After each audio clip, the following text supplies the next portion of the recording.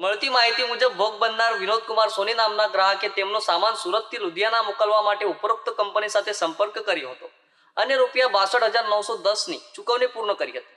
જો કે ચૂકવણી બાદ કંપનીએ સામાન પહોંચાડવાના બદલે તેમના સંપર્ક નંબરો બંધ કરી દીધા અને કંપનીના માણસો પણ લાપતા થઈ ગયા હતા.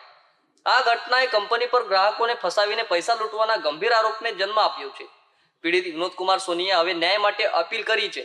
તેઓ અન્ય શક્ય પીડિતોને પણ આગળ આવવાની અને પોલીસને માહિતી આપવાની વિનંતી કરે છે. આ આક્ષેપોના પડકારોને ધ્યાનમાં લેતા ઓનલાઈન પેકર્સ મૂવર્સ સેવાનો પસંદ કરતી વખતે ગ્રાહકોના ભારે નારાજગી પેદા થઈ છે.